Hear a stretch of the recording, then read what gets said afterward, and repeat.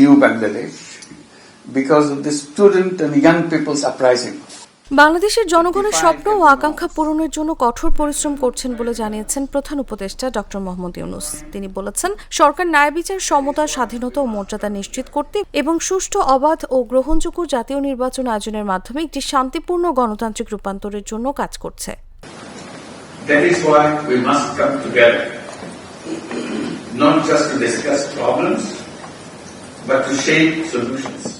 বৃহস্পতিবার জাপানের টোকিওতে নিক্কেই ফোরাম 30তম ফিউচার অফ এশিয়া সম্মেলন 2025-এ এশিয়ার চ্যালেঞ্জ সমূহ এক অস্থির বিশ্ব শীর্ষক বিষয়ে প্রধান বক্তার বক্তব্যে তিনি এসব কথা বলেন।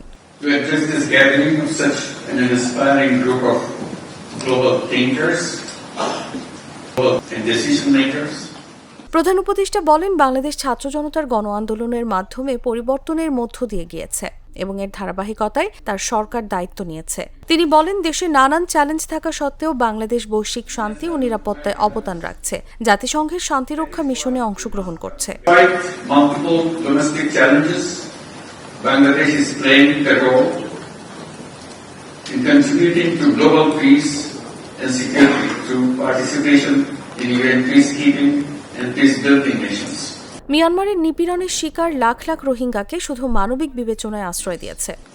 And hosting more than 1 million Rohingyas fleeing persecution in their homeland in Myanmar, purely on humanitarian grounds. প্রধান উপদেষ্টা বলেন, জলবায়ু পরিবর্তনের কারণে কোটি কোটি মানুষ বাস্তুচ্যুত হচ্ছে। প্রযুক্তির অগ্রগতি বহু প্রতিশ্রুতি দিলেও একই সঙ্গে নতুন নৈতিক চ্যালেঞ্জও আসছে।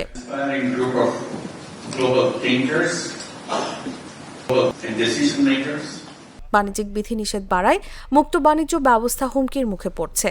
সমাজের ভেতরে ও রাষ্ট্রগুলোর মধ্যেও অর্থনৈতিক বৈষম্য বাড়ছে। বিশ্বজুড়ে আস্থার সংকট তৈরি হচ্ছে, রাষ্ট্রগুলোর মধ্যে, সমাজের ভেতরে, এমনকি নাগরিক ও প্রতিষ্ঠানের মধ্যেও। Bangladesh and Japan can work together in rewriting Asia's destiny, even world's destiny. Thank you very much. এই ঈদে জামা জুতো অ্যাক্সেসরিজের ডিসকাউন্ট।